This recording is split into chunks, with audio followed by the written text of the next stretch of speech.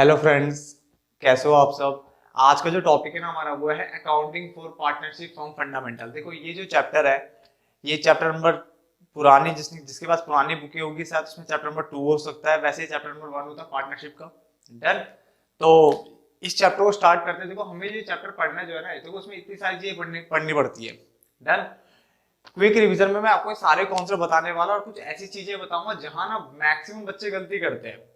और अगर आपने वो बातें सुन ली, तो शायद वो आप गलतियां ना करो वहां पे।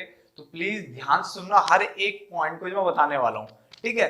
देखो हम इतनी सारी चीजें पढ़ते हैं। देखो profit and loss appropriation account, profit and loss appropriation account एक ये। नंबर 2 कमीशन के बारे में। ठीक है, कि ये कमीशन किस चीज का है। डन। तो हमें कमीशन, बच्चे बोलते हैं कमीशन तो हर किसी को पता है कि आफ्टर या बिफोर। बच्चे बता सबको हमारा। अभी मैं आपसे क्वेश्चन पूछूंगा, देखना आप यही गलती कर दोगे। डन। तो वो गलती आप या ना करो, तो प्लीज यहाँ पे ध्यान देना। दूसरा ये इंटरेस्ट ड्राइंग, जहाँ पे मैक्सिमम गलतियां होती है। पहली चीज, इंटरेस्ट ड्राइंग के जो रेट बुक में लिखे हैं सिर्फ उतने से काम नहीं चलेगा, आपको थोड़ा एक्स्ट्रा निकालना आना चाहिए। और पर एनम का क्या खेल होता है वो आपको पता होना चाहिए। पर एनम के खेल में बहुत सारी गलतियां होती है बच्चों की। ठीक है, 90% बच्चे पर एनम के केस में गलतियां कर जाते हैं यहाँ पे। उसके बाद है कैलकुलेशन ओपनिंग कैपिटल और उसके ऊपर इंटरेस्ट निकालना। फिक्स्ड एंड फ्लक्चुएटिंग कैपिटल का फॉर्मेट। ठीक है, कैसे इसको देखते हैं। पास्ट एडजस्टमेंट और गारंटी ऑफ प्रॉफिट, जिसमें सबसे ज्यादा इंपॉर्टेंट आपका क्या बनता है, पास्ट एडजस्टमेंट बनता है। डन। तो कितने हमारे पास है, 1 2 3 4 5 6 7, ये 7 टॉपिक है हमारे पास, जिसमें हम स्टार्ट करेंगे पीएनएल एप्रोप्रिएशन से। ठीक है, और इसी में मैं आपको काफी अच्छी अच्छी चीजें बताने वाला हूँ। पीएनएल एप्रोप्रिएशन से स्टार्ट करते हैं। देन उसके कमीशन 2 मिनट का है। ठीक है ना, 2 मिनट का टॉपिक ये है कमीशन। और ये पहले हम इन दोनों को खत्म करते हैं। देन जैसे ये दोनों खत्म होंगे मेरे, ठीक है, उसके बाद मैं आपको ये सिखा दूंगा या फिर ये यहाँ से कोई भी एक फॉर्मूला चीज उठा दूंगा। डन। तो दो है, एक दो पार्ट में, छोटे छोटे पार्ट में हम इसको खत्म करने वाले हैं। तो स्टार्ट करते हैं सबसे पहले पीएनएल एप्रोप्रिएशन से, कि पीएनएल एप्रोप्रिएशन को कैसे बनाना और किस तरह से इसको समझा जा सकता है। तो ध्यान से देखो, फॉर्मेट आपके सामने। पहले पूरी वीडियो को समझो। देखो मैं बताने का चाहता हूँ। देखो सबसे पहली बात, स्टार्ट करते हैं। देखो यहां से कोई भी स्टार्ट कर सकता है। ठीक है, मैं मेन चीजों पे आता हूँ। सबसे पहले देखो, सबसे पहली चीज यहाँ पे वर्ड क्या लिखा हुआ है, कमीशन वर्ड लिखा हुआ है। डन। अब यहाँ पे कमीशन को ध्यान से समझो। देखो यहाँ पे लिखा हुआ है टू पार्टनर्स कमीशन, यानी यहाँ पे आएगा। क्लियर है। अब बच्चा पता क्या आता है, पेपर में आता है कि देखो वहां पे ना कमीशन देना था आफ्टर चार्जिंग में, ये कमीशन देना, मान लो 5% देना है। क्लियर है। अब बच्चा ना पढ़ता नहीं कि वो कमीशन किसके लिए कहा, वो मैनेजर का कमीशन बोला हुआ या पार्टनर का बोला हुआ। ध्यान से इस पॉइंट को पढ़ लेना कि वो मैनेजर का कमीशन है या पार्टनर का। अगर आपका पार्टनर ही मैनेजर है, बात को समझो, अगर आपका पार्टनर ही मैनेजर है, इसका मतलब पार्टनर को मिल रहा है। और हम यहाँ पे कमीशन जो बात कर रहे हैं वो किसकी कर रहे हैं, पार्टनर की कर रहे हैं, तो ही वो यहाँ पे आएगा। यानी बच्चे पहली गलती क्या करते हैं, पेपर में आता है कि पार्टनर को नहीं मिला कमीशन, वो किसी मैनेजर को मिला है। बच्चा उसकी डीलिंग यहाँ करके आ जाता है। पहली गलती जो आपको वहां पे नहीं करनी है। डन। यानी कमीशन में स्पेशली ध्यान रखना है कि ये कमीशन किसका है, ये पार्टनर का कमीशन है। अगर partner as a manager commission ले रहा है, कैसे भी ले रहा है, बट विल पार्टनर को अगर कमीशन रहा है तो ही यहाँ पे इसकी एंट्री आएगी। इसका मतलब है ये पीएनएल एप्रोप्रिएशन जो बना है वो किसके लिए बना है, वो पार्टनर्स के लिए बना हुआ है। डन। पार्टनर्स के अलावा यहाँ पे किसी और के लिए कोई जगह नहीं है। दोबारा जब आप पार्टनरशिप की जब जो अकाउंटिंग आप सीख रहे हो ना, याद नहीं, फर्म के पर्पज से यानी इसके प्रोस्पेक्टिव से आप सीख रहे हो यहाँ पे, यानी फर्म के वे से आप ये कर रहे हो, पार्टनर्स के वे से आप नहीं कर रहे हो। नंबर 2, दूसरी चीज आपने क्या देखनी यहाँ पे, कि जो पीएनएल एप्रोप्रिएशन अकाउंट जो बन रहा है, दोबारा बोल रहा हूँ, ये आपका किसके लिए बन रहा है, ये जो है ना, ये पार्टनर्स के लिए बन रहा है। इसका मतलब क्या हुआ, पहले आप ट्रेडिंग बनाते थे, याद होगा आपको, फिर पीएनएल बनाते थे, वो सब गया। उसको उस जो पीएनएल से नेट प्रॉफिट आया ना, वो प्रॉफिट अब ऑनर्स में बढ़ रहा है। ठीक है, यानी मालिकों में बढ़ रहा है एक तरीके से। तो ये जो जा रहा है ना, ये उसके बाद का स्टेप है, यानी पीएनएल बनने के बाद का स्टेप है, यहाँ पे वो बना रहे हैं। क्लियर है। तो हुआ क्या, देखो सबसे पहले आपने प्रॉफिट को उतारा। अगर वहां प्रॉफिट आएगा प्रॉफिट लॉस में, तो ये प्रॉफिट यहाँ आ गया। लॉस होता तो मैं यहाँ पे लिखता टू पीएनएल करके ब्रैकेट में लॉस। क्लियर है। ठीक है। अब फर्म को जो ना, फर्म के लिए सिर्फ जो इनकम होती है वो सिर्फ क्या होती है, ड्रॉइंग होती है। फर्म के लिए जो इनकम का जो सोर्स है ना, वो सिर्फ इंटरेस्ट ऑन ड्रॉइंग है। यानी क्या हुआ, पार्टनर ने बिजनेस से पैसा निकाला, ठीक है ना, और उसके ऊपर क्या दिया, इंटरेस्ट दिया। तो फर्म को तो इंटरेस्ट मिला होगा, तो फर्म के लिए इंटरेस्ट क्या है, इनकम का सोर्स है। हमने इस तरफ दिखा दिया, प्रॉफिट के साथ उसको ऐड कर देना है, इंटरेस्ट ऑन ड्रॉइंग को। क्लियर है। कैलकुलेट कैसे करते हैं अभी आगे सिखाऊंगा। उसके बाद यहाँ पे देखो कि फर्म से क्या क्या गया, फर्म से क्या, पार्टनर को एक तो इंटरेस्ट ऑन कैपिटल जाएगा, पार्टनर्स को सैलरी जा सकती है, ABCD जितने पार्टनर उनको सैलरी भी जा सकती है। डन।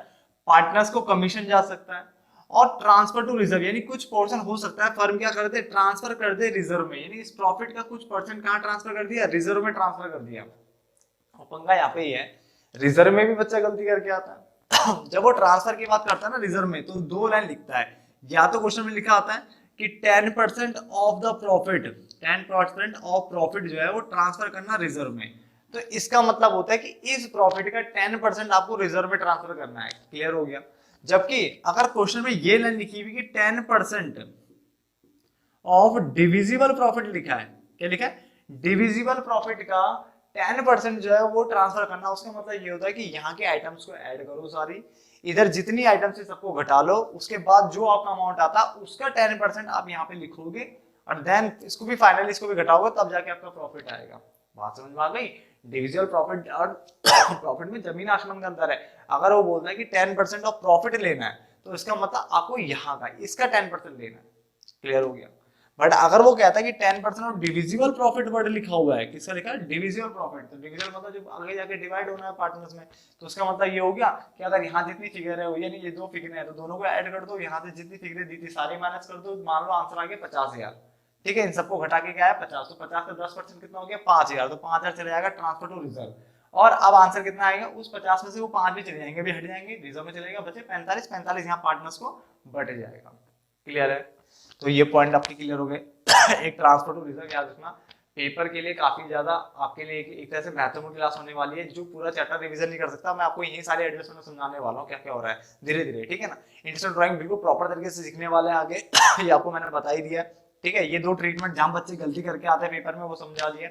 रिजर्व प्रॉफिट का बोलेगा 10%, तो ये रहा, डिविजन प्रॉफिट बोलेगा तो सब कुछ घटा जमा करा के जो निकलता है उसका लगाना है। क्लियर हो गया, दो पॉइंट हमारे क्लियर होते हैं। सैलरी आप दे दोगे, इंटरेस्ट कैपिटल आगे सिखानी भी है, वैसे ही आप इंटरेस्ट कैपिटल जो है कैपिटल पे दे दोगे तो कौन सी कैपिटल पे इंटरेस्ट कैपिटल कैलकुलेट करनी है, हमेशा जो है ओपनिंग कैपिटल पे ही आप कैलकुलेट करोगे। किस पे करोगे, ओपनिंग पे कैलकुलेट करोगे, ये भी याद रखना। डन, तो ये भी कंप्लीट होता है। अब ये प्रॉफिट ट्रांसफर टू जो वर्ड लिखा हुआ है, ये लिखा हुआ है कैपिटल ऑब्लिक करंट, ये वर्ड, तो कौन सा हमें यहाँ पे लिखना है बच्चे, देखो हमें कैपिटल के ना दो पार्ट है, या तो फिक्स हो सकती है फ्लक्चुएटिंग, ये मैंने आपको आगे सिखाना है। ठीक है, जब फिक्स कैपिटल वाला पोर्शन होता है ना, तो उसमें दो अकाउंट बनते हैं, कैपिटल बनता है और करंट बनता है। तो जब भी फिक्स कैपिटल वाला जो पोर्शन होता है ना, उसमें जो एंट्री डलती है वो करंट के थ्रू डलती है, यहाँ पे एज करंट अकाउंट के थ्रू एंट्री डलेगी। बट अगर क्वेश्चन मान लो करंट वाला नहीं है, यानी फिक्स वाला क्वेश्चन नहीं है, तो फिर कैपिटल अकाउंट के थ्रू जाएगा, क्योंकि फ्लक्चुएटिंग में सिर्फ एक ही अकाउंट बनता है, वो है हमारा कैपिटल अकाउंट। ठीक है, ये वीडियो लास्ट मोमेंट के लिए ज्यादा बढ़िया है। ठीक है, आप ध्यान से समझे मैं बोल क्या रहा हूँ। ठीक है, तो ये पोर्शन मैं अभी आगे समझाने वाला हूँ, ध्यान से देखना कि प्रॉफिट ट्रांसफर टू कैपिटल कब आएगा, करंट कब आएगा। ठीक है, और पहचान क्या होती है, अगर क्वेश्चन में फिक्स वर्ड लिखा हुआ है, इसका मतलब वहां पे करंट के थ्रू सब मैक्सिमम एंट्री करंट के थ्रू जाएगी, या फिर करंट या फिर फिक्स नहीं लिखा तो करंट वर्ड आ जाएगा लिखा हुआ, तो भी हम समझ जाएंगे वहां पे दो वाले चल रहे हैं, कौन सा चल रहा है, फिक्स कैपिटल वाला केस चल रहा है, तो करंट के थ्रू एंट्री चलती है सारी। क्लियर हो गया, ये सारा पोर्शन समझ में आ गया। डन, सबसे पहले प्रॉफिट, अगर प्रॉफिट नहीं है तो लॉस। ठीक है, यहाँ से स्टार्ट हो सकता है।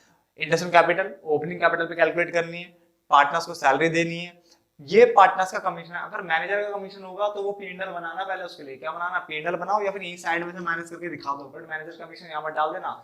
मैनेजर कमीशन तभी यहाँ आ सकता है अगर वो मैनेजर क्या हो जाए, पार्टनर हो तो। डन, ट्रांसफर टू रिजर्व दो केस बता दिए, और ये वाला केस। ठीक है, इसको भी आगे देखेंगे ढंग से, ये हमने सीखना है। अब यहाँ पे थोड़ा सा और आता है कि मान लो मैंने आपको बताया था, अगर इंटरेस्ट ऑन ड्राइंग का रेट अगर आपको ना दिया हो, इंटरेस्ट ऑन ड्राइंग का रेट अगर आपको ना दिया हो, तो आपको इंटरेस्ट ऑन ड्राइंग कैलकुलेट नहीं की जा सकती। देखो इंटरेस्ट ऑन ड्राइंग या तो रेट देगा तभी कैलकुलेट हो सकता है, नंबर 2, या फिर अमाउंट सीधे दे दे, इंटरेस्ट ऑन ड्राइंग दे दिस है तो मैं लिख सकता हूँ। बट अगर रेट ही ना दिया, खाली ड्राइंग का अमाउंट दे दिया बट इंटरेस्ट ऑन ड्राइंग का अमाउंट नहीं दिया, ना रेट दिया, तो फिर ये कैलकुलेट भी नहीं हो सकता। क्लियर है। अब इंटरेस्ट ऑन कैपिटल का भी रेट मस्ट होना चाहिए, अगर गिवन है तो ही हम उसको कर सकते हैं, मगर लोन का ऐसा केस नहीं है। लोन पे क्या है, अगर आपको लोन का इंटरेस्ट का अमाउंट नहीं दिया हुआ है तो आप उसको 6% मान सकते हो। अब ये लोन का पंगा क्या है, अगर लोन अगर है क्वेश्चन में तो उसके ऊपर जो इंटरेस्ट है, ठीक है, क्वेश्चन में अगर रेट गिवन है तो वो रेट लगाओ, नहीं गिवन है तो आप उसको 6% लगा सकते हो। कितना, 6% आपको लगाना है उस पर। अब ये लोन के लिए देखो क्या है, अगर लोन है, रेंट की बात कर रहा है, या फिर मैंने अभी बताया कोई भी ऐसी आइटम से मैनेजर कमीशन, मैनेजर पार्टनर नहीं बट उसको कमीशन कह रहा है। अब इस टाइप के खर्चे जो है ना यहाँ तो हैंडल हो ही नहीं सकते, वो तो कहाँ पी&एल में होते हैं। तो दो तरीके, या तो आप पहले एक पी&एल बना लो, उसमें जो भी प्रॉफिट था प्रॉफिट लिख लो, जैसे सपोज करो 10,000 है, यहाँ पे खर्चे डाल लो जितने भी खर्चे हैं, जो P&L के खर्चे, यहाँ के खर्चे नहीं वहाँ के खर्चे, फिर यहाँ से आपका प्रॉफिट आएगा नेट प्रॉफिट, उस प्रॉफिट को यहाँ ट्रांसफर कर दो। एक तरीका ये। दूसरा तरीका ये है कि अगर ज्यादा एडजस्टमेंट नहीं है तो यही घटा लो। जैसे सपोज करो आपके पास प्रॉफिट यहाँ पड़ा हुआ है थोड़ी देर के लिए 5 लाख रुपए का, ठीक है, इसी में से मान लो कि आपने इंटरेस्ट पे किया 10,000 रुपए का, वो माइनस कर दो, रेंट पे किया मान लो 50,000 का, तो वो माइनस कर दो, ठीक है। क्या सारे पे ही उससे हो सकता कि कोई चीज रिसीव हो जाए। अब यहाँ पे पंगा क्या है, बच्चों को रटा पड़ा कि इंटरेस्ट ऑन लोन माइनस करना होता। अब एक गधेड़ू कभी कभार ये भी होता है कि इंटरेस्ट हमें मिल रहा होता है, अगर हमने लोन लिया तो ही हम इंटरेस्ट पे करेंगे ना, बट अगर हमने लोन दिया तो इंटरेस्ट तो मिल रहा होगा, तो कई बार हमें इंटरेस्ट मिल रहा होता है तो ध्यान रखना प्लस हो रहा होगा, ठीक है। अगर मिल रहा है तो प्लस, जा रहा है तो माइनस। ऐसी कोई भी इनकम अगर मिल रही है तो प्लस होनी है, जा रहा है कोई एक्सपेंस तो माइनस करना, ठीक है ना, यानी कुछ भी हो सकता है, ठीक है। एक ही रट्टा मार के बैठे ना सब क्लियर हो गया। ऐसे दिखा दो या फिर P&L बनाओ, पहले 5 लाख यहाँ दिखा दो, उसमें सारे खर्चे बढ़चे, सारे इनकम सब कुछ सही तरीके से करके यहाँ लेके आ जाओ, क्योंकि यहाँ पे सिर्फ इतने की डीलिंग होनी है, इससे ज्यादा चीजें मत ले आना यहाँ पे, ठीक है। P&L ड्रॉइंग, कैपिटल, पार्टनर की salary, partner commission, transfer to reserve, ये वर्ड लिखा हुआ है, ठीक है ना, किसका वो देख लेना, और फिर ये बस इतना ही है। तो P&L एप्रोप्रिएशन आपको समझ में आ गया, ठीक है। प्लीज अपने दोस्तों को भी ये वीडियो शेयर करो, उनको बोलो कि एक बार देख लो, ताकि इससे क्या जो दिक्कतें होगी ना एटलीस्ट वो खत्म हो जाएगी। इतने सारे क्वेश्चन करने की जरूरत नहीं, मैं आपको एक ही जगह बता रहा हूँ कि क्या क्या दिक्कत यहाँ पे आ सकती है। तो आगे बढ़ते नेक्स्ट पोर्शन पे, कमीशन वाले पे आते हैं जरा। तो कमीशन के केस पे आ जाते हैं। देखो कमीशन में 2 तरह के केसेस है, दोबारा मैं देखो पहले बता देता हूँ। ये कमीशन जो है वो हम किसके लिए कर रहे हैं, पार्टनर के लिए। अगर ये पार्टनर का कमीशन है तो प्लीज इसे P&L एप्रोप्रिएशन में लेके जाना, बट अगर ये मैनेजर का कमीशन है जो कि पार्टनर नहीं है तो उसे P&L में डील करना, या फिर साइड में नेट प्रॉफिट में से ब्रैकेट में से घटा के दिखा देना, क्लियर है, डन। अब कमीशन यानी किसका, पार्टनर का। तो उसने बोला देखो, या तो बोलेगा वो net profit before charging commission, before word लिखा होगा, या फिर लिखा होगा net profit after charging commission, clear है।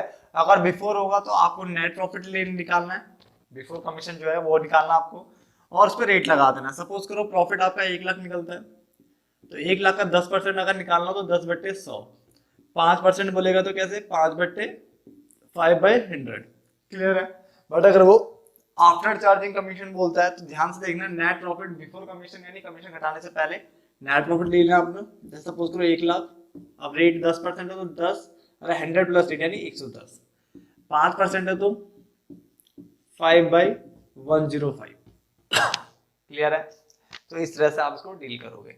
दोबारा है देखो, मैनेजर कमीशन बिफोर चार्जिंग है तो net profit before commission rate upon में 100, यानी नेट प्रॉफिट फिर रेट अपॉन में 100। अगर मान लो इसको हमने बिफोर दिया और इसको हम आफ्टर दे रहे हैं सपोज, ठीक है ना, ये बिफोर, एक पार्टनर मान लो एक्स था उसको हमने बिफोर वाला दिया, पार्टनर वाई है हमारे पास जिसको हम क्या दे रहे हैं, आफ्टर वाला दे रहे हैं, डन। तो मान लो इसको हमने पहले कैलकुलेट किया नेट प्रॉफिट 1 लाख का था हमारे पास, 1 लाख का 10% मान लो हमने कैलकुलेट किया, कितना आ गया, 10,000 आ गया, क्लियर है। अब हम जब इसका कैलकुलेट करेंगे तो कैसे कैलकुलेट करेंगे, पहले हम 1 लाख में से इस 10 को तो हटा ही देंगे, अब ठीक है तो चला गया ना, तो बचा 90,000। तो 90 का क्या करूंगा मैं, 10/110 करूंगा इसके लिए, किसके लिए, वाई के लिए। बात समझ आ गया, यानी वो सारी आइटम जो यहाँ की जो इस तरफ था 8% ड्राइंग और जो तुम्हारा प्रॉफिट था उनको जोड़ो, यहाँ की आइटम सारी घटाओ, सारी घटाने के बाद जो अमाउंट आएगा उस पे ये कैलकुलेट कर दो, उस पे ये कैलकुलेट कर दो, बात खत्म। तो आपको कमीशन का पॉइंट समझ में आ गया होगा। आगे बढ़ते हैं नेक्स्ट टॉपिक पे, ठीक है। एक काम करते हैं, फिर दूसरी वीडियो बनाते हैं, ठीक है, दूसरी वीडियो बनाते हैं, बाकी के 1-2 टॉपिक्स में फटाफट से खत्म करते हैं ताकि तीन लेक्चर में ये खत्म हो जाए सारा, ठीक है ना। तो मिलते हैं नेक्स्ट पार्ट में, तब तक के लिए धन्यवाद दोस्तों।